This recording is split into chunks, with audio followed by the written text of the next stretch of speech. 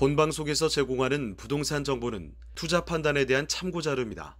방송에서 제공하는 부동산 물건의 가치, 가격 상승 및 가격 하락에 대해서는 방송사에서 보장하지 않습니다. 본방송은 간접 광고가 포함되어 있으며 방송에서 나오는 부동산 정보는 출연자와 경제적 이해관계가 있을 수 있습니다. 투자에 유의하시길 바랍니다. 본방송의 제작진 및 출연진은 방송통신심의위원회 규정을 준수합니다.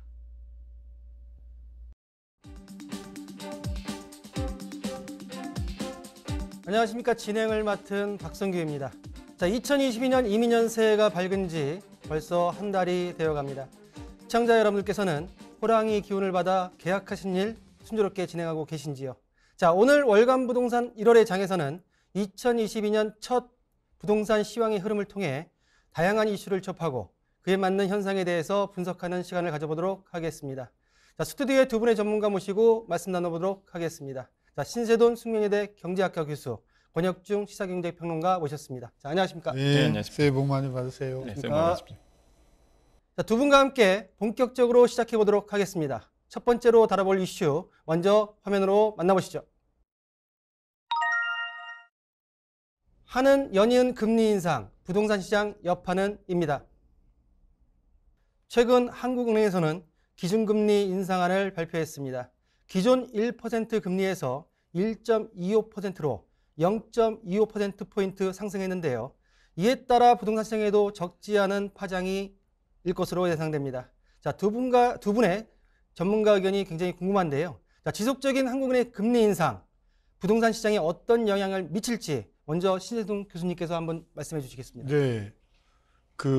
사실 우리가 집을 살 때 돈을 빌려서 사지 않는 그런 형편이라고 하면 이게 주택 시장에 큰 영향을 미치지 않을지 모르지만 현실은 거의 절반 이상의 돈을 은행에서 융자를 받아서 사는 사람들이잖아요. 근데 이런 분들은 금리가 올라가면 그것도 대출 규모가 몇 억이기 때문에 한 달 이자만 해도 부담이 몇백만 원 수준이란 말이죠.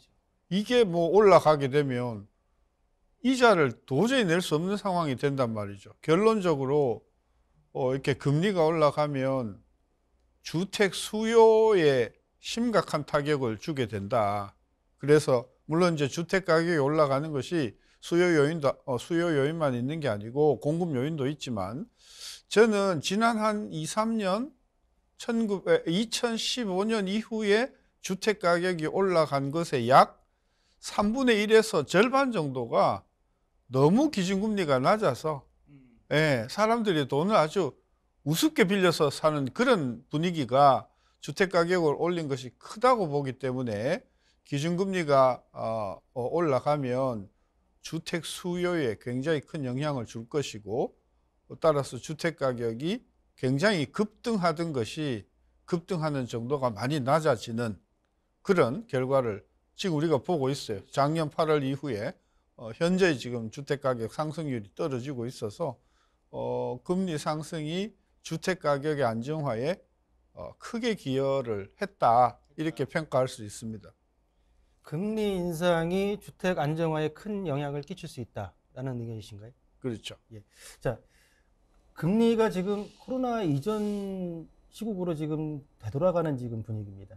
자, 물가 상승률에 의한 인플레 때문에 지금 금리가 올라간다고 하지만 부동산 시장에 굉장히 큰 영향을 좀 미치고 있는데요. 그 시장 여파 어떻게 보시나요?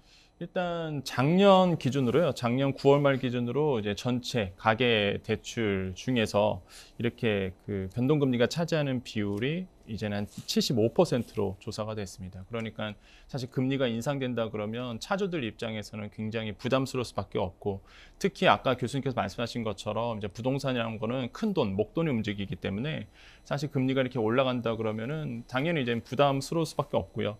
대출금리 예를 들어서 3%로 보고 주택담보대출을 한 2억 원 정도 받았다. 그러면 기준금리가 0.25%포인트 인상된다 그러면 한 50만 원 정도 이자가 더 증가된 거로 보고 있습니다. 근데 지금 보시면 시중 대출 금리 보면 3%짜리 없잖아요. 사실 거의 지금 6%, 7% 이렇게 올라가고 있기 때문에 사실 차주들 입장에서는 굉장히 곤혹스러운 분위기로 지금 가고 있고요. 그러다 보니까 구매 심리에 굉장히 큰 영향을 지금 미치고 있습니다. DSR 규제 있죠. 그 다음에 이제 우대금리 축소 부분에서 오히려 이제 실질적인 금리가 더 높아지게 되는 부분도 있죠. 그러다 보니까 사실 지금 구매하려는 심리가 굉장히 낮아지고 있고요. 그러다 보니까 거래 절벽 현상이 계속 일어나고 있고, 저는 또 한 가지 보는 게 부동산 시장에 미치는 영향이 뭐 금리 인상도 있겠지만은 대출 규제가 정말로 지금 시장에서는 압박을 하고 있는 부분이 현상이 벌어지고 있기 때문에 이렇게 금리 인상과 대출 규제가 쌍끌이로 들어가고 있어서 당분간은 굉장히 그 조정 시기가 올 것이다 생각을 하고 있습니다. 우리 그 평론가께서 얘기하신 대출 규제에 대한 금리 인상과 더불어서 대출 규제가 DSR 규제 등 해서 대출 규제가 부동산 시장에 굉장히 큰 영향을 미치고 있다라고 얘기했습니다. 자, 조정 시기까지 얘기했는데요. 과연 이 시점을 대출 규제까지 포함된 이 시점을 조정 시기로 봐야 되는지, 아니면 하락으로 지금 전환돼서 내려가는 하락기로 봐야 되는지 어떻게 보십니까, 교수님께서는? 굉장히 중요한 포인트죠. 이게 이제 그동안 뭐 이제 통계를 보니까 막 전년 동비 15% 이렇게 증가하던 그 주택 가격이 조금씩 떨어지긴 했어요. 조금 떨어졌는데 아직 마이너스로 들어가진 않았거든요.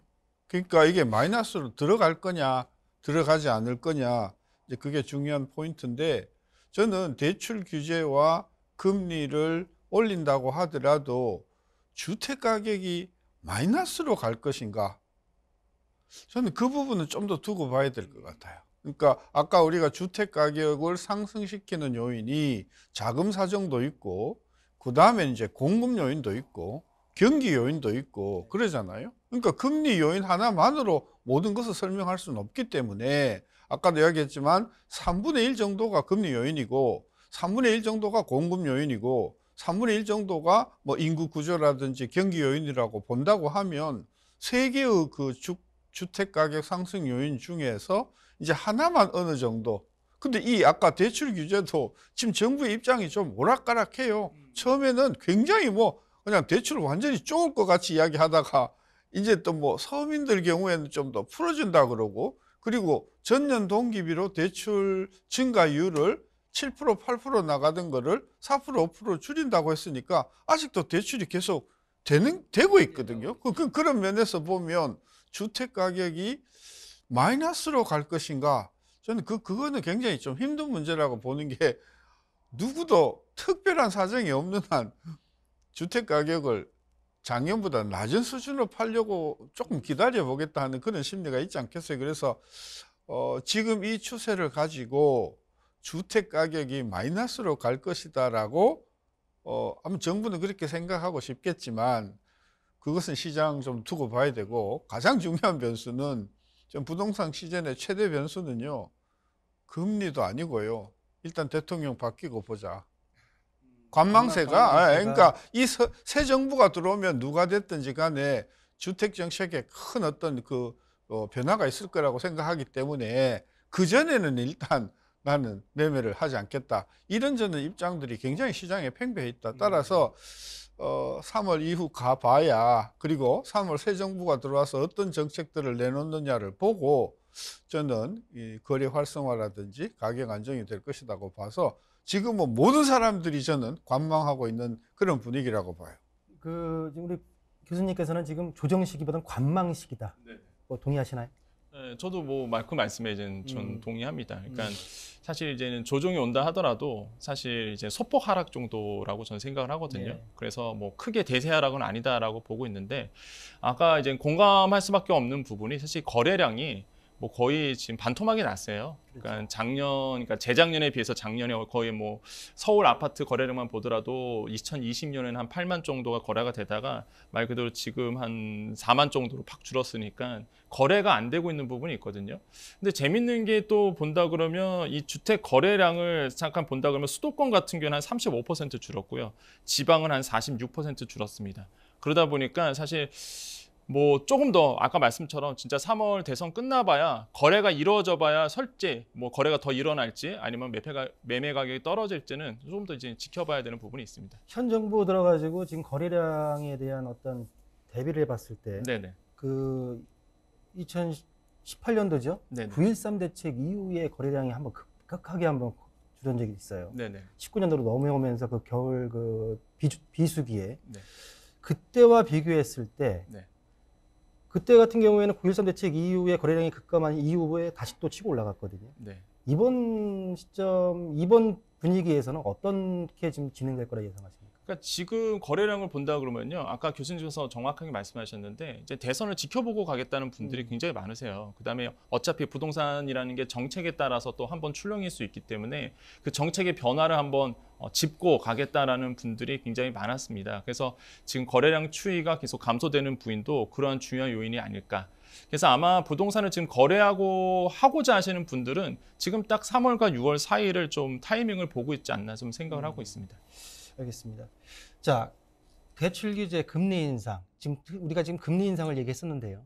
교수님 보시기에 이 금리 인상의 이 기조 언제까지 얼마만큼 올라갈까요? 그거는 물가가 얼마만큼 올라가느냐에 달려 있다고 봐요. 만약에 물가 상승률이 지금 하는 목표는 2%인데 지금 3%를 넘어갔잖아요. 만약에 이것이 물가가 7%, 8% 이렇게 계속 되면 예. 금리 계속 올려야 돼요. 그래서 물가가 지금 3%대로 잡을 수 있느냐가 굉장히 중요한 문제인데 이게 물가를 올리는 요인이 우리가 통제할 수 있는 요인이 아닌 것들이 많아요. 예를 들면 국제 원자재 가격의 상승, 그 다음에 지금 물건이 없어서 뭐 여러 가지 이제 뭐 배라든지 또 트럭이라든지 이런 우리 공급망이라고 하잖아요. 지금 전 세계가 이 공급망 차질로 인해서 심각한 물가 상승을 지금 겪고 있잖아요. 이건 다 우리가 통제할 수 없는 요인이단 말이에요. 그러니까 아무리 한국은행이 용을 써도 물가를 못 잡는다라고 하면 한국은행이 쓸 수 있는 유일한 방법은 금리를 계속 올려서 경기를 죽여가지고 물가를 잡는 수밖에 없다. 저는 그래서 아까 금리가 앞으로 어떻게 될 거냐라고 하는 거는 앞으로 물가가 어떻게 잡히느냐에 따라 달려 있는데 요게 지금 글로벌 요인들이 많아서 조금 어려울 것이다 라고 보면 조심스럽지만 현재 지금 1.25% 기준금리인데 1월 달에 이 금월 말에 한 번 더 올릴 그런 가능성이 있고 이번 달에 안 올리면 적어도 3월 달에 미국이 올리고 나서 그리고 우리는 3월 달에 또 금통위원이 없으니까 4월 달쯤에 그래서 금년에 최소한 2번 많으면 3번 정도 더 올라갈 것이다. 그러면 결국 한국의 기준금리는 2%로 훌쩍 넘어선다는 거죠. 그래서 우리 시청자들이 반드시 유념을 하셔야 할 것은 첫째, 물가 이거 쉽게 안 잡히는 거다. 물가 쉽게 안 잡히면 미국도 그러고 한국도 그러고 금리를 계속 올릴 수밖에 없다. 만약에 금리가 지금보다도 한 1%포인트 기준금리가 올라간다 하면 대출금리는 그보다도 또 더 많이 올라가거든요.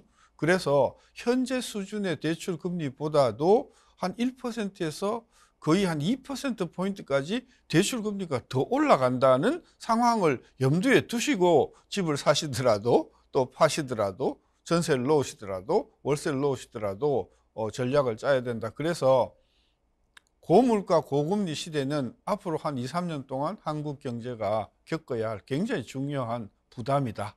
그걸 우리 꼭 명심해야 될 것 같고요. 그렇다고 하면요, 집값은 절대로 안 내려갑니다. 안 내려갑니다. 제가 통계를 지금 봤더니요, 지난 한 5년 동안요, 전국의 물가지수, 그 KB 매매가격 지수가요, 마이너스로 돌은 적이 한 번도 없어요.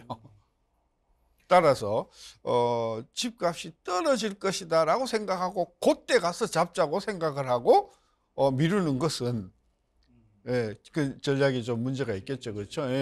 그래서 집값이 떨어진다, 마이너스로 간다. 저는 물론 국지적으로는 그럴 수가 있겠지만 전체 지수로 보면 그러면 금리 인상이 지속된다 하더라도 네. 교수님 봤을 때는 집값의 영향은 미비하다? 네? 왜 그러냐면요, 지금 기준금리가 굉장히 낮잖아요. 지금보다 훨씬 더 높았을 때의 주택 가격도 네. 마이너스로 간 적이 없어요. 없다. 그러면 지금보다 한 1, 2%포인트 올라가더라도 증가율은 상당히 떨어지겠죠. 지금 뭐 작년 통계를 보면 15%, 14%, 서울 지역의 아파트 같은 경우에는 막 17% 이렇게 올라갔는데 이게 한 4, 5%대로 가라앉기는 하겠지만 이게 마이너스로 갈 거다? 힘들다. 이렇게 생각하기는 좀 힘들지 않는가. 적어도 과거 자료가 그렇게 이야기를 하고 있네요. 전반적으로 지금 금리 인상에 대한 기조는 지속될 것이다라는 의견이 팽배합니다. 그러면 아까 지금 우리 교수님도 말씀하셨지만 금리 인상 올라간다 하더라도 과거 데이터를 봤을 때 집값이 마이너스 돌아선 적 없다. 그 부분은 어떻게 생각하십니까? 사실 지금 우리가 뭐 금리 먼저 말씀을 드리면은 지금 뭐 1월 달에 FOMC 회의에서 미국 연준에서 사실 파월 의장의 이제는 목소리가 인터뷰에서 나온 이후에 말 그대로 시장에 엄청나게 이제 출렁인 경우가 있습니다. 왜냐하면 매파적 발언이 굉장히 세게 나왔었거든요. 그러다 보니까 이제 미국에서도 금리 인상의 속도가 굉장히 3월부터 이제 빨라질 것으로 보고 있기 때문에 한국은행도 계속적으로 그것을 모니터링 할 수밖에 없습니다. 그래서 이제는 금리 인상 시기는 확실히 빨라질 수밖에 없는 부분이 우리나라에 이제는 시장에 도래했고, 그렇게 된다 그러면은 과연 이제 금리 인상이 아파트의 영향인데, 근데 저는 잠깐 이제 다른 생각이 있는 게, 사실 과거 통계 봤을 때는 문재인 정부 들어왔을 때 통계거든요. 사실 그때보다 아파트 가격이 2배나 올랐습니다. 그러니까 말 그대로 매매 가격이 너무 치솟았기 때문에 부담스러워하는 기준선까지 저는 왔다고, 임계치가 도달했다고 보거든요. 그래서 금리의 영향이 아무래도 아파트 가격에 조금 더 영향을 미칠 수밖에 없고, 그래서 이제 소폭의 하락 정도는 나올 수밖에 없다라고 저는 생각을 하거든요. 그래서 너무 아파트 가격이 과거보다 올랐기 때문에 과거 통계로 좀 분석이 될까? 왜냐하면 2배 이상 올라오는 건 아마 피부적으로 많이 느끼셨거든요. 지금 많은 시청자분께서. 그래서 지금 금리 인상이 소폭 하락에 영향을 좀 줄 수 있다고 좀 생각을 해봅니다. 네. 자, 첫 번째 이슈로 금리 인상에 따른 부동산 시장 여파에 대해서 좀 알아봤습니다. 자, 다음으로 두 번째 더블 이슈 화면으로 만나보시겠습니다. 월세 평균 100만 원 시대, 전세의 월세화 심화입니다. 부동산 시장의 가격 상승세가 점점 누그러지는 듯하는 모습을 보이고 있지만, 여전히 시장에서는 계약되는 거래건마다 신고가를 갱신하고 있습니다. 자, 이러한 배경이 전세는 고사하고 월세를 찾는 수요자들이 급증하고 있는 현황을 저희 월간 부동산에서도 여러 차례 말씀드린 적이 있는데요. 자, 서울의 15개구 아파트 월세 평균 가격이 100만 원을 돌파하는 수준에 이르렀다고 합니다. 이러한 현상이 지속될수록 무주택 서민들의 주택자금 저축이 힘들어지고 내 집 마련의 꿈은 점점 더 멀어지는 게 아닌가 두려움이 앞섭니다. 자, 지난해부터 본격적으로 시작된 전세의 월세화 현상에 대해 두 분 전문가의 의견을 들어보도록 하겠습니다. 자, 먼저 평론가님, 전세의 월세화 현상 배경이 뭐라고 생각하십니까? 일단 저는 뭐 임대차 입법 통과 때문이다. 임대차. 왜 그러냐면 그 월세 거래량을 좀 보실 필요가 있겠습니다. 일단 지난해 서울 아파트 전월세 거래가 한 37%가 월세 거래로 조사가 됐거든요. 그러니까 월세 거래가 좀 늘고 있는데, 이걸 좀 통계를 봤습니다. 15년도에 한 34%, 그 다음에 17년도가 32%, 그 다음에 19년도가 28%. 그러니까 문재인 정부 들어와서 사실 오히려 그 월세 거래 비중 좀 줄기 시작했습니다. 근데 2020년에 들어와서는 31%, 다시 한번 증가가 되고, 이게 작년에 37%로 늘어났거든요. 무슨 얘기냐면 딱 2020년도에 임대차 입법 통과되고 나서 사실 이제 월세 거래가 더 늘어났다는 부분. 그럼 무슨 얘기냐? 결국에는 이제 전세가 좀 사라지고 이게 월세화됐다는 부분이거든요. 그래서 뭐 아무도 부정할 수 없을 것 같다. 그래서 2020년도에 통과된 임대차 입법, 전월세 상한제라든지 이런 어떤 부분들이 영향을 크게 미쳤다고 생각을 해봅니다. 자, 우리 평론가는 월세 가속화를 임대차 입법으로 보고 있습니다. 네. 어떻게 교수님은 어떻게 생각하십니까? 그 요인도 굉장히 중요하고, 저는 그 못지않게 중요한 게 저금리라고 생각해요. 저금리. 2017년, 18년도에 기준금리를 대폭 낮췄거든요. 전 세계적으로 낮췄어요. 이렇게 되니까 시장금리가 굉장히 낮아지는 거예요. 그래서 전세를 받아갖고 굴리는 사람들의 입장에서는 전세금 받아가지고 굴려봤자 이자가 너무 안 나오거든요. 그러니까 이분들이 그러면 차라리 월세로 가자 해서, 저는 전세의 월세화에 가장 그 경제적으로 큰 영향을 미쳤던 것이 저금리로 인해서 전세를 놓는 분들이 전세를 월세로 바꾸는 것. 이게 이제 굉장히 큰 영향력을 이제 저는 줬다고 보고요. 그 다음에 이제 또 하나는 금리가 낮아지긴 했지만, 아까도 전세 자금이 이거 뭐 1, 2천만 원 아니라 이게 지금 뭐 몇 억씩 다 전세 자금이 몇 억씩 나가니까 형편이 어려운 분들은 금리가 낮아졌다 하더라도 그 이자 부담이 크니까 결국은 돈을 못 빌리는 거예요. 그렇죠. 그죠? 그러니까 이분들은 다소 부담이 되더라도 월세로 가는 게 불가피하다. 그래서 전세를 빌릴 수 없는 사람들이 할 수 없이 월세로 가는 부분이 있고, 전세를 놓는 사람 입장에서는 그거 굴려봤자 시중에 이자가 얼마 안 나오니까 그러려면 차라리 저는 월세로 가겠다라고 하는 것이 어울려져서 아까 이야기한 그 임대차 관련 법하고 그다음에 요것이 곁들여져서 근데 타이밍을 보면 금리가 낮아진 게 먼저거든요. 그렇죠. 그러니까 전세의 월세화가 시작된 시점은 임대차 3법 2020년 이전서부터 이게 가파르게 진행이 되었다. 그것은 무엇을 의미하느냐 하면 월세화가 빨리 진전된 결정적인 계기가 금리가 너무 낮으니까 전세 놓는 분들이 그럼 차라리 월세로 가자. 이게 바뀐 게 굉장히 큰 영향을 줬다고 보는 거죠. 교수님께서는 전세 월세화 현상에 있어서 가장 큰 요인은 저금리였다. 저금리죠. 라고 얘기하셨고요. 자, 그러면 우리 전세 월세화 현상. 서울의 15개 구가 벌써 아파트 평균 월세 가격이 100만 원이 돌파했습니다. 네. 시사하는 바가 뭘까요? 그러니까 서울 아파트는 사실 전국 아파트의 바로미터가 되잖아요. 그렇죠. 사실 항상 기준점, 중거점이 되는데 사실 이게 100만 원이 돌파를 했습니다. 21년도 7월 서울 주택 평균 월세 가격이 105만 한 2천 원 정도가 조사가 됐고요. 처음으로 이제 100만 원을 돌파를 했거든요. 이게 2020년에 6월 달 같은 전년 동기 대비 6월 달에 그 월세가 96만 원으로 조사됐으니까 사실 뭐 1년 사이에 뭐 9만 원 이상이 이제 뛰었다고 볼 수가 있겠는데요. 그렇게 본다 그러면은 아무래도 이제 월세화가 더더욱 지속될 수밖에 없는 분위기로 이제는 가고 있다. 아까 말씀하신 것처럼 뭐 여러 가지 이유 때문에 사실 이제는 뭐 월세 지속은 끝나는 게 아니라 이제 시작이 됐다라고 이제는 시장에서는 이제 주로 평가하고 있습니다. 그래서 100만 원을 돌파했다는 얘기는 사실 이제는 월세화가 지속된다 그러면 차주들 입장에서 특히 실수요자 입장에서는 금융 비용이 증가될 수밖에 없습니다. 그래서 뭐 가계 대출도 악화될 수밖에 없는 부분도 있기 때문에 이런 부분들이 종합적으로 좀 영향을 미치고 있어서 아무래도 월세 가속화는 앞으로도 또 계속될 예정이다. 이런 부분이 좀 안타깝게 시장에서는 평가하고 있습니다. 시장에서는 특히 실수요자 입장에서는 금리가 올라가다 보니까 보증금 대출, 전세 보증금이나 월세 보증금 대출 받아가지고 이자 낼 바에야 월세가 더 싸다라는 얘기까지 나오고 있습니다. 그럼 이런 지금 전체적으로 서울 지역 같은 경우 월세 100만 원 돌파한 시사 부분 앞으로 지금 우리 평론가는 이제 시작이다라고 얘기하는데 그 부분에서 동의하십니까? 자, 우리가 월세 100만 원이면 1년에 1,200만 원 내는 셈이죠. 그러면 1,200만 원의 이자 부담으로 바꿔보면 2%라고 이자율을 봤을 때 6억짜리거든요. 그러면 6억 전세의 2%라고 보면 이게 이제 월 100만 원이 되는 거죠. 그럼 그 6억이라고 하는 게 전세 자금인데 이 전세 가격이 내려가면 몰라도 이 계속해서 올라간다 그러면 그죠? 이게 월세 부담 계속 커질 수밖에 없고요. 좀 전세 가격이 가만히 있다고 하더라도 시중금리가 올라가면 당연히 이 월세를 놓는 분의 입장에서는 당연히 그 높은 금리를 요구할 거니까 결국은 이게 내려가기 어려운 게 뭐냐면 전세 가격이 올라가서 올라가는 부분이 있고 그다음에 금리가 올라가서 올라가는 부분이 겹쳐 있단 말이죠. 그런 관점에서 보면 이 전세 가격이 지금 100만 원이 문제가 아니고 저는 뭐 이거 순식간에 150, 200 막 넘어갈 가능성이 크다. 특히 아까 2000년하고 2021년을 비교했는데요. 저기 뭐가 빠져 있냐면요. 이게 임대차 3법에서 2x2를 하면서 5%를 묶어놨거든요. 근데 이게 이제 금년이면은 이게 이제 4년이 되면서 풀리는 것들이 많이 나온다고요.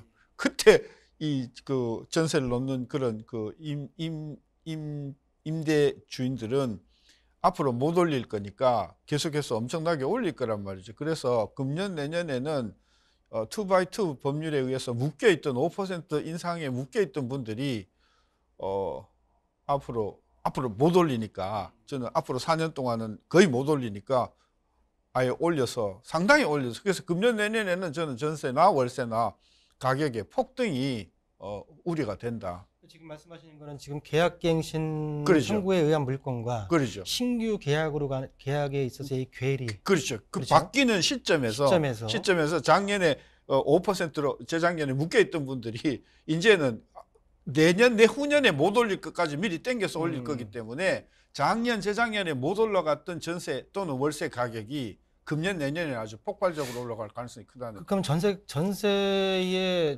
굉장히 오를 텐데요. 네. 그러면 매매가가 영향을 끼칠 거고. 그렇죠. 그럼 분명히 문제점을 알고 있습니다. 그렇죠. 그러면 교수님 생각하시기에 그 해결 방안은 없을까요? 이런 거예요. 댐으로 댐으로 물을 막아놨잖아요. 그 막아놓으니까 물이 안 흘러요. 아, 그래서 물이 안 흘린다고 했더니 계속해서 결국은 댐을 터뜨릴 수밖에 없는 상황이 되니까 그때는 그동안에 안 올랐던 것이 한꺼번에 올라가니까 결국은 이 계약갱신 청구권이나 이런 법으로 인상률을 규제한다는 것 자체가 불가능하다. 예, 그러니까 눌러놓을 수는 있지만 이게 풀리는 순간은 폭발적으로 결국은 소비자 입장에서 보면은 이렇게 하나 저렇게 하나 부담은 마찬가지다. 저는 그런 관점에서 답이 뭐냐고 물어보셨는데 임대차 3법과 같이 시장을 억지로 막 눌러서 규제하는 방법은 절대로 성공하지 못한다. 오히려 그 부담은 훨씬 더 소비자들한테 크다. 그걸 이번 우리 경험에서 뼈아프게 좀 느끼는 것 같아요. 자, 같은 아파트 단지 내에서도 전세가가 이중 가격이 형성되어 있습니다. 계약갱신 청구 물건과 신규 물건의 차이점인데요. 자, 문제점은 알고 있습니다. 우리가 누누이 우리 월간부동산에서 임대차 2법에 대한 문제점을 많이 얘기했는데, 그러면 이렇게 지금 문제점에 있어서 이제 그 문제가 터질 시점까지 왔습니다. 네. 우리 평론가께서 보실 때 해결 방안은 정말 없습니까? 저는 이제 교수님 말씀에 공감합니다. 그러니까 임대차 2법 얘기하는 이제 계약갱신 청구권, 전월세 상한제 이거 폐지해야 된다고 보거든요. 폐지. 네, 이거는 사실 정말로 시장을 억눌렀고요. 뭐 부작용 지금 다 나오고 있잖아요. 이제 앞으로의 미래도 교수님께서 너무나 잘 설명해 주셨고 그렇기 때문에 이거는 폐지를 해야 되고 당분간 이제 폐지가 힘들다 그러면 뭐 자주택자에 대한 말 그대로 그 혜택을 베네핏을 좀 임대업자한테 좀 줘야 된다고 봅니다. 왜냐하면 물량이 좀 늘어나야지만 사실 이건 잡히거든요. 그렇게 된다 그러면 이제 임대업자에 대한 베네핏을 줄였던 것을 다시 한번 원상복구하는 것도 하나의 뭐 방법 중에 하나다라고 저는 생각을 해봅니다. 자, 임대차 3법은 폐지하는 게 좋다라고 지금 평론가는 얘기했고요. 거기서 지금 주택임대 사업자에 대한 혜택을 축소를 많이 시켜놨는데 확대를 시키는 게 물량을 좀 낼 수 있는 방법이지 않나라는 방안을 얘기했습니다. 어떻게 생각하십니까? 그러니까 이제 다주택자의 경우에 혜택을 주는 방법은 다주택자에 대한 중과를 아예 폐지하는 방법도 있지만 저는 다주택자가 그 집을 비워놓지는 않을 거라고 보고요. 월세든 절세를 줬을 거라고 보거든요. 근데 이분들이 이제 시장 요인에 의해서 계속해서 아니 내가 뭐 무슨 떼돈을 벌자는 게 아니고 시장 금리만큼은 벌자는 그런 차원에서 지금 계속 전세값 월세값을 올렸잖아요. 또 그래서 저는 혜택은 저는 방법이 있다고 봅니다. 왜냐하면 다주택자들이 지금 종부세를 굉장히 부담을 많이 내거든요. 네. 그러니까 저는 정부가 제안을 하는 겁니다. 다주택자께서 전세금이나 월세금을 동결하거나 3% 이하로 인상하시는 경우에는 종부세를 깎아주겠다. 그러면 주택을 그 임대하는 다주택자의 경우에는 비싸게 올려갖고 그 피해를 임차하는 사람한테 부담을 시키는 것보다는 차라리 자기 세 부담이 줄어드니까 얼마든지 그럴 인센티브가 있지 않겠습니까? 저는 그래서 종부세를 다주택자의 경우에 전세나 월세를 일정률 이하로 인상하는 다주택자의 경우에는 전 종부세에 파격적인 전 혜택을 주면 이제 정부는 세수가 좀 줄어들지만 저는 임차인에게는 그 혜택이 간다고 봐요. 자, 그러면은 지금 말씀하신 게 다주택자. 우리 아까 평론가는 주택임대 사업자를 얘기했습니다. 네. 자, 두 분의 의견을 종합해 봤을 때 임대차 3법이 전세의 월세와 현상을 부추겼다는 거는 사실인 것 같습니다. 자, 그 와중에서 해결 방안을 좀 얘기하고 있는데요. 우리 평론가께서는 임대차 3법을 폐지해야 된다라고 말씀하셨고, 이제 지금 우리 교수님께서는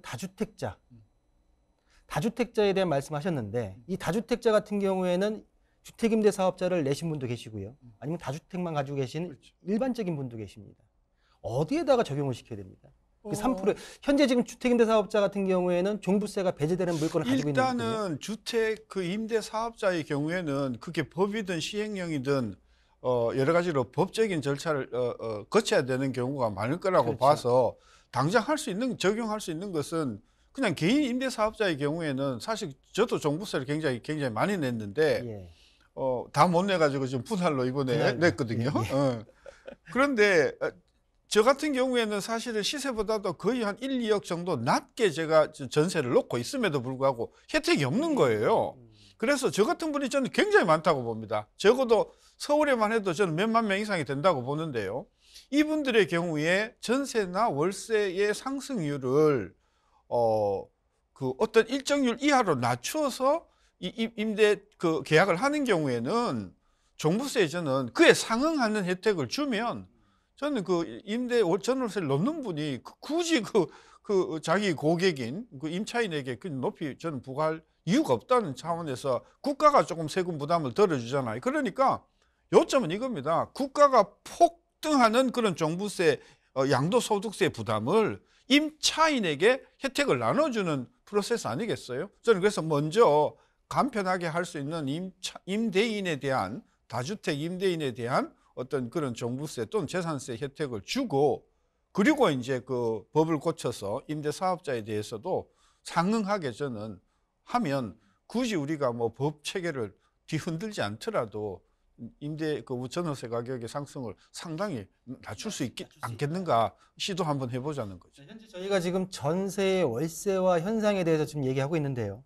자, 임대차 3법에 대한 폐지 얘기가 나오면서 그럼 해결 방안이 뭐냐라고 했을 때 우리 평론가께서 주택임대사업자 혜택을 좀 더 주자.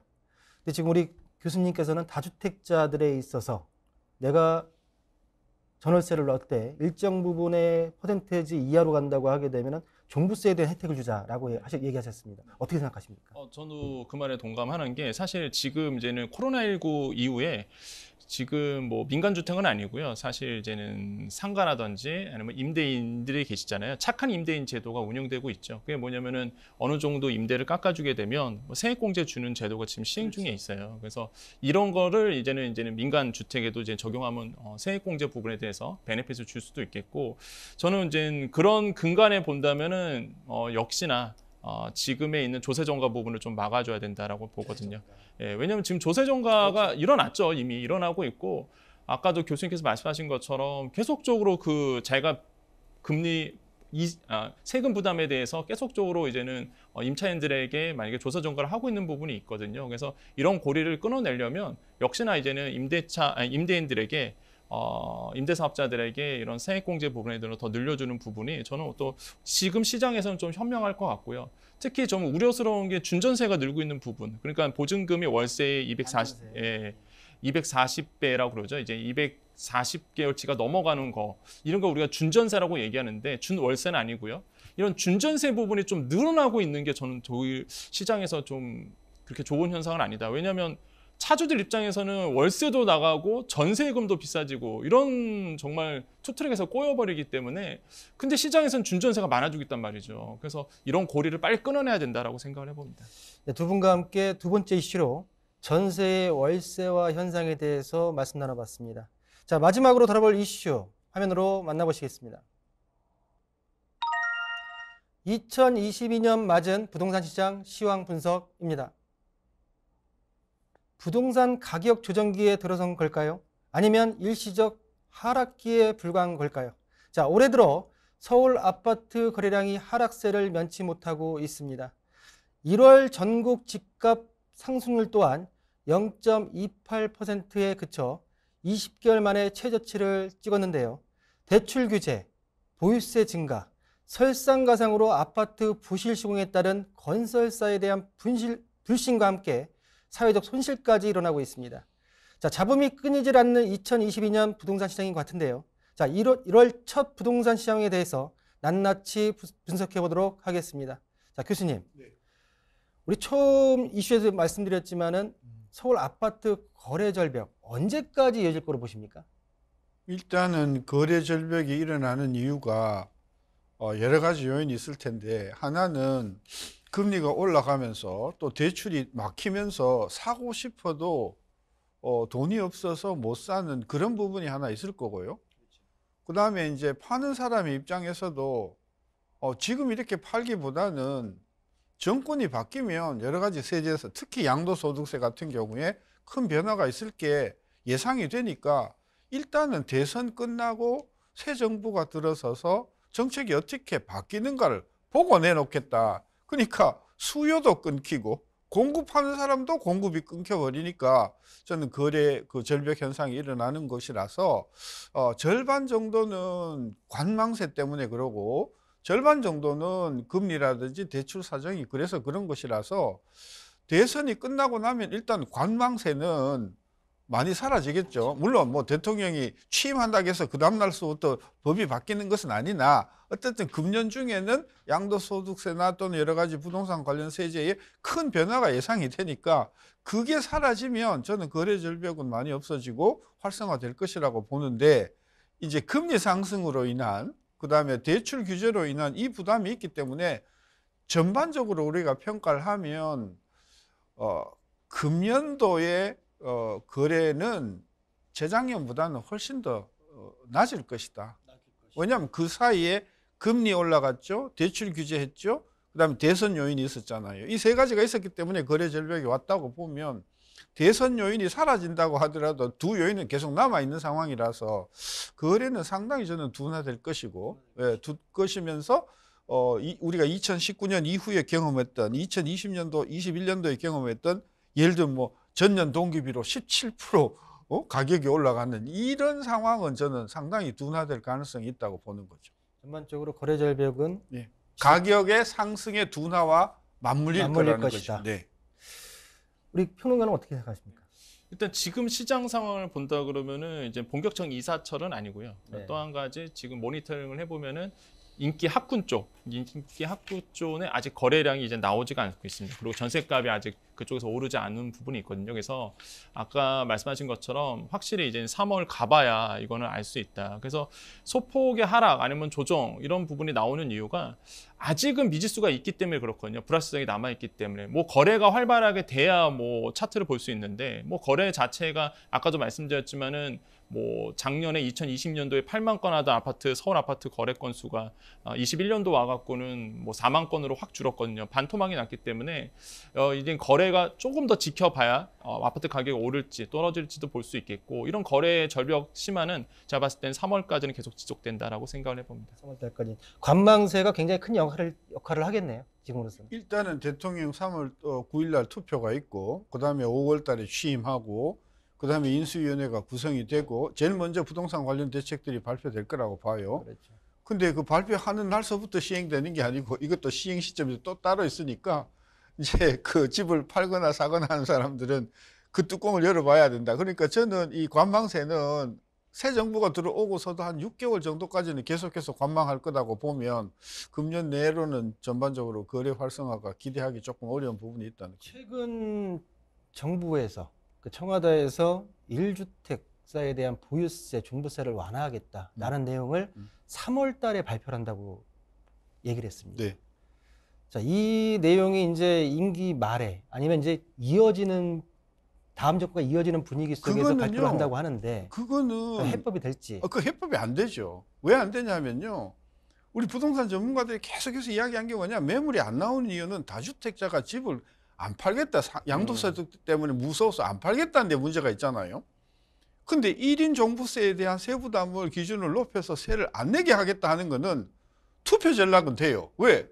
그분들의 숫자가 많거든? 그분들이 자기 표를 찍어줄 것 같아서 근데 그건 부동산 시장에 매물하고는 아무 상관이 없는 거죠. 왜냐하면 내가 1주택이라 하더라도, 그죠? 그 다음에 뭐 종부세 부담을 낮춰준다고 하더라도 그게 파는 요인이 되는 건 아니잖아요. 그렇죠. 세 부담은 줄여주지만. 그러니까 그거는 전 정치적인 제스처고요. 부동산 시장을 정말 모르거나 아니면 부동산을 가지고 표를 노리는 꼼수다. 저는 그래서 문제의 핵심은요. 다주택자들에게 빨리 매물을 좀 내놓으시오. 세제상 혜택을 확실하게 주겠소.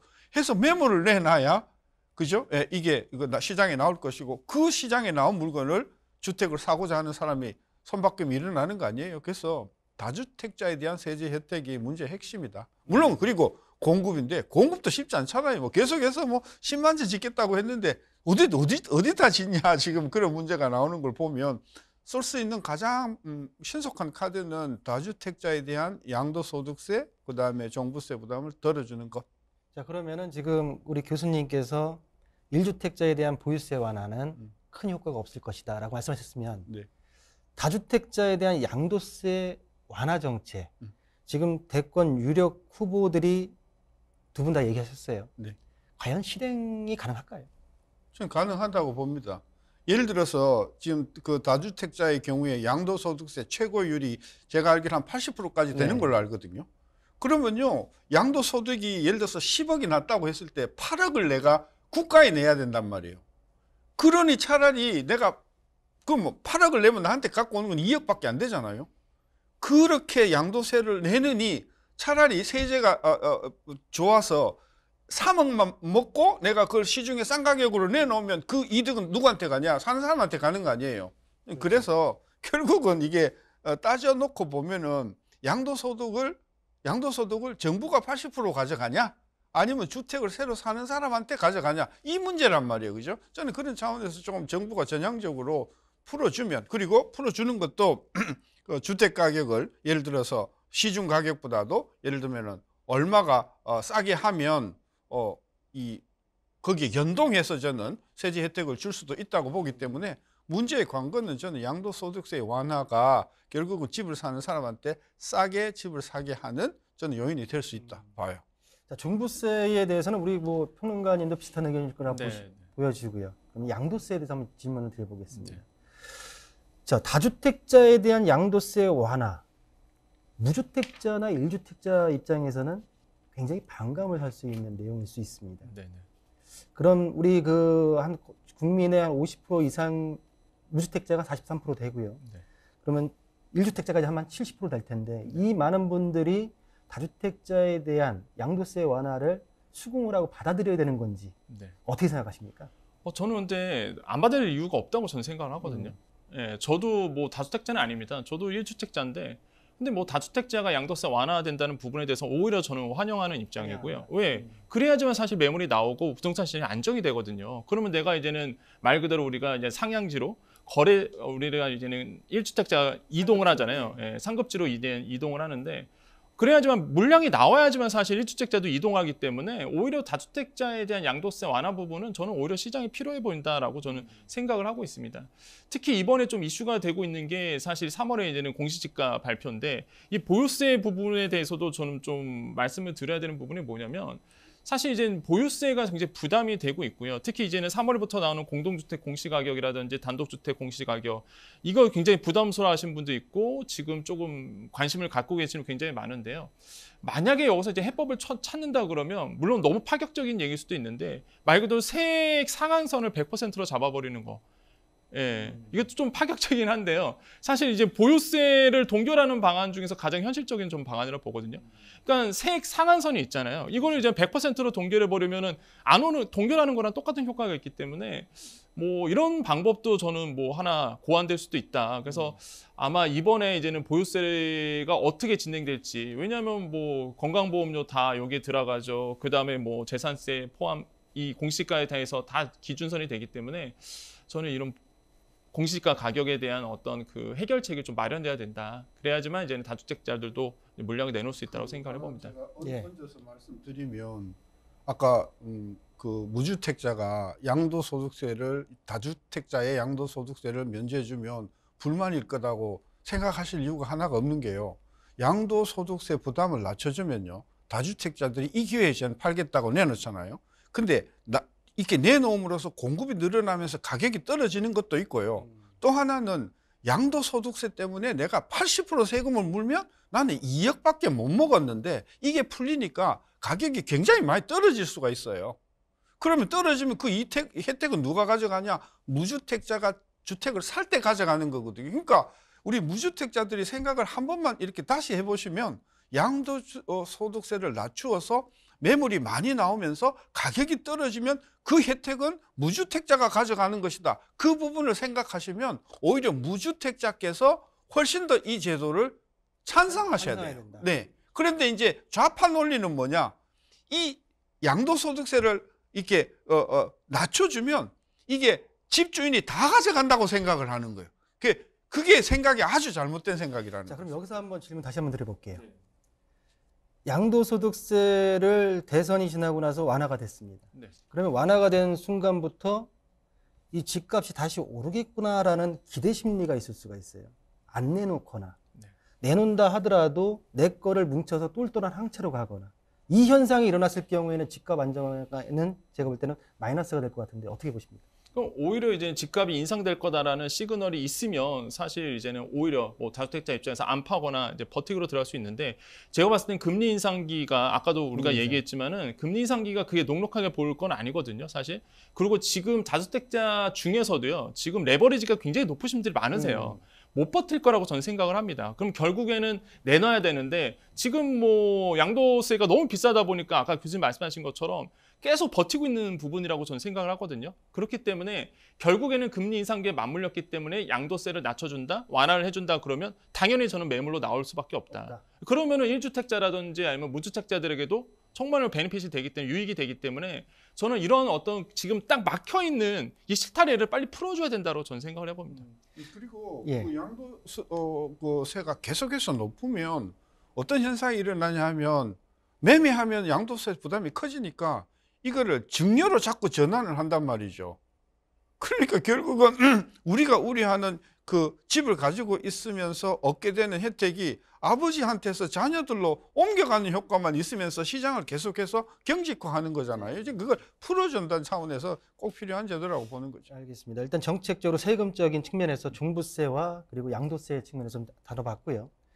자, 최근에 광주광역시죠. 네. 연이은 부실 시공 사고가 나고 있습니다. 네. 그에 따라서 지금 후분양제에 대한 도입이 대안이 되고 있는데요. 과연 대안이 될지 어떻게 보십니까? 조금은 도움은 되겠죠. 조금은 도움은 되겠는데 후분양 그러니까 공사 기간 동안은 이 시장에 물량이 안 나오는 거잖아요. 그렇죠. 그렇죠. 그러니까 이게 지권은 있는데 사실은 공급이 안 되는 거잖아요. 그런 저는 마이너스 요인도 있고 보기 때문에 저는 이게 후분양의 문제냐 선분양의 문제가 아니고요. 저는 기본적으로 대한민국의 건설사, 특히 대한민국의 탑 클래스 건설사가 물론 이제 우리가 구체적인 내용은 나와봐야 알겠지만 일단 부실 시공으로 이렇게 드러난단 말이죠. 이게 부실 시공으로 드러나는 것이 이번에 드러났을 따름이지 다른 회사들도 이렇게 하지 않았다는 보장이 없는 거잖아요. 저는 그래서 이게 후분양으로 가면 문제가 해결될 거라고 생각하는 것은 전 관료들의 탁상공론이라고 생각합니다. 자꾸 문제를 빠져나가기 위한 편법이라고 봐요. 이 기회에 부실 시공이 아예 뿌리를 내리지 못하도록 하는 강력한 어떤 그런 그 건설 관련 그 안전 대책을 마련하는 게 먼저지 후분양 이야기가 지금 뭐 한두 번 나왔어요. 여러 번 나왔잖아요. 저는 그래서 이번에 문제의 핵심은요, 부실 시공이다. 그리고 부실 시공에 따르는 감리, 감독, 회사를 포함해서 감리, 감독, 당국의 책임이 있는 거다. 저는 그렇게 봐요. 자, 화면에서도 좀 나가고 있는데요. 지금 이제 그 무너진 아파트가 나왔습니다. 자, 지금 후분양제 도입. 우리 그 교수님께서는 공급이 또 묶이지 않느냐, 탁상공론이다 얘기하는데 어떻게 생각하십니까? 저는 이제 항상 제가 할 얘기를 교수님께서 먼저 다 해주셔서 죄송합니다. 왜냐면 너무 공감이 됩니다. 왜냐면 그럴 수밖에 없는 게 사실 지금은 이제 선분양제잖아요. 거의 그렇죠. 주가 그러다 보니까 이제는 계약금 받고 나서 이제 공사 대금으로 쓰는 이제는 구조로 가고 있는데 계속 그러다 보니까 이제 후분양제가 나오는 이유가 이런 뭐 말 그대로 그 무리한 공사 기간 단축을 막자란 이슈가 나오는데. 근데 이미 부동산에 관심 분들 아시겠지만 후분양제 같은 경우는 2008년도에 이미 사실상 폐지가 된 부분이 있습니다. 그러다 보니까 사실 그때 이슈가 됐었던 이유가 이제 주택 업체의 자금난. 왜냐하면 돈을 받아서 지어야 되는데 그럴 만한 규모가 있는 건설업체가 몇 안 되잖아요. 그러다 보니까 공급이 안 되는 부분이 있겠죠. 그래서 이제는 이런 후분양제가 사라진 제도라고 볼 수 있겠고 이번에 이제는 SH에서 이런 얘기를 했습니다. 1월 24일에 후분양제 강화 방안을 냈는데 분양 시점을 건축 공정률 한 60에서 80%가 아니라 이제 90% 됐을 때, 그러니까 거의 완성을 했을 때 이제는 이거를 후분양을 하겠다 뭐 이런 얘기를 했는데요. 사실 이것도 좀 어폐가 있는 게 사실 이게 마감 공사 과정에서 사실 이게 뭘까요? 뭐 도배라든지 아니면 결론상이 사실 진 다음에 일어나잖아요. 품질 때문에 만약에 이런 후분양제를 간다 그러면 어폐가 안 맞는 거죠. 오히려 마감을 해봐야 아는 부분이기 때문에 뭐 90%에 됐던 70%에 됐던 간에 사실 뭐 알 수가 없습니다. 그거는 다 지어봐야 아는 얘기이기 때문에. 그래서 사실 후분양제는 제가 봤을 때도 아까 표현을 너무 정확하게 하셔갖고 이거는 탁상공론이라고 저도 탁상공론. 똑같이 생각하거든요. 두 분의 의견이 후분양제 도입은 탁상공론이다. 이렇게 좀 결말을 짓겠습니다. 자, 그럼 우리 마지막 질문 가겠습니다. 네네. 자, 우리 평론가한테부터 제가 질문할 텐데요. 자, 20대 대통령 선거가 다음 달로 다가왔습니다. 네. 자, 차기 정부의 부동산 핵심 과제. 딱 한마디로 요약한다면 뭐가 있을까요? 저는 양극화 막아야 된다고 생각합니다. 양극화. 예, 왜냐하면 지금 상위 지역과 그러니까 5분위 배율로 봤을 때 이제 상위 20%와 그렇죠. 하위 20%의 아파트 가격 차이가 지금 뭐 매매하러 보면 9배, 거의 10배까지 벌어진 상태고요. 전세는 7배까지 벌어진 상태거든요. 그러니까 말 그대로 상위 20%의 아파트 가격이 굉장히 많이 올랐다는 얘기입니다, 사실. 지금 조사를 해봤더니 하위 20% 아파트 가격이 전국에서 평균적으로 한 1억 2천만 원이 되고요. 상위 20% 아파트 가격이 평균 12억이 넘어갑니다. 그 뜻은 뭐냐면 상위 지역은 계속적으로 오른다는 얘기예요. 이 하위 지역은 그대로 있고 오히려 떨어지거나. 상급 아파트들이 너무 오르다 보니까 사실 번잡할 수 없는 부분으로 가고 있거든요. 그래서 이런 양극화의 부분이 물론 코로나19 이후에 풍부한 유동성 때문에 자산시장에 흐르는 이런 막대한 유동성 때문에 양극화가 일어날 수밖에 없다는 부분은 있겠지만은 주거라는 거는 사실 말 그대로 이 민생이라든지 아니면 정책의 굉장히 중요한 부분으로 우리 실생활에 중요한 미치기 때문에 이런 어떤 그 주거에 대한 양극화는 하루빨리 좀 정부가 해결해 줘야 된다라고 생각을 해봅니다. 대통령 취임 연설에서 양극화에 대한 얘기가 꼭 나왔으면 좋겠습니다. 자, 우리 교수님께서는 차기 정부 부동산 과제에 있어서 핵심 포인트가 뭐가 있을까요? 규제 좀 그만해라. 규제, 네. 규제 완화, 네. 규제 완화. 그러니까 뭐든지 이렇게 정부가 국가 공권력으로 규제를 하려는 생각이 너무 많은 거예요. 오늘 신문 보셨잖아요. 지금 뭐 재개발, 재건축이 굉장히 지금 서울 지역에 붐이 일어나고 있는데 또 한쪽에서는 하려고 승인까지 받았던 사업들 지금 주민들이 다 반대한다는 거예요. 그 왜 반대하냐 봤더니 뚜껑을 열어서 따져보니까 이게 뭐 각종 규제 때문에 재산권 침해를 받는다는 거예요. 그러니까 정부가 지금 수도권에서 뭐 몇만 채, 몇십만 채를 짓겠다고 하는데 가만 뚜껑을 열어보면 거기에 박수 칠 사람이 하나도 없는 사람 이렇게 된다는 것이죠. 저는 그래서 조금 가격이 올라가더라도 그 주민들이 집을 짓는 소유주들이 혜택이 돌아가도록 이걸 좀 풀어줘야 되는데 이걸 막 옥죄니까 모든 계획이 지금 숲으로 돌아가는 이런 상황이다. 저는 그래서 아까 양극화도 굉장히 중요한 키워드지만 또 하나는 정부가 이렇게 주택시장을 너무 이렇게 옥죄니까 될 게 안 된다. 계속 꼬여가고 있다. 그 부담 하나는 또 하나는 진짜 그 이 주택과 관련된 보유세 부담이 너무 커요. 보유세 부담. 예, 그래서 보유세 부담을 아까 전년 대비 상한선을 전 100%도 좀 심하다고 봐요. 저 한 50%로 낮춰줘서 이게 좀 집을 가지고 있는 사람들이 이게 부당한 저는 세금 부담을 좀 덜어주는 게 특히 저같이 은퇴하고 소득이 없는 사람의 경우에는 진짜 보유세 부담이 굉장히 큽니다. 네. 우리 교수님은 차기 정부의 부동산 핵심 과제로 규제 완화, 그리고 우리 평론가께서는 양극화 해결 두 의견을 주셨 것으로 제 2022년 맞은 부동산 시장 시황 분석 세 번째 이슈에 대해서 마무리하도록 하겠습니다.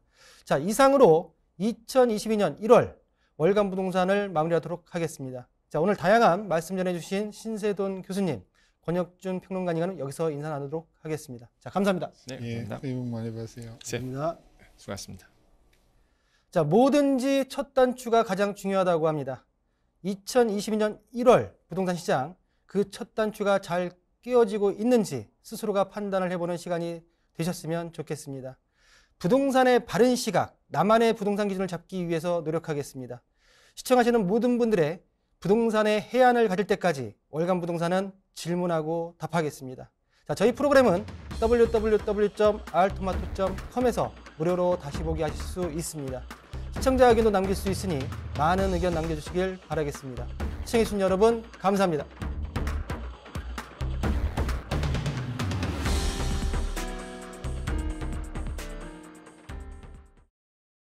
본방송에서 제공하는 부동산 정보는 투자 판단에 대한 참고 자료입니다.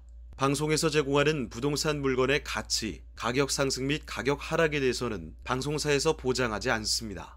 본방송은 간접 광고가 포함되어 있으며 방송에서 나오는 부동산 정보는 출연자와 경제적 이해관계가 있을 수 있습니다. 투자에 유의하시길 바랍니다. 본방송의 제작진 및 출연진은 방송통신심의위원회 규정을 준수합니다.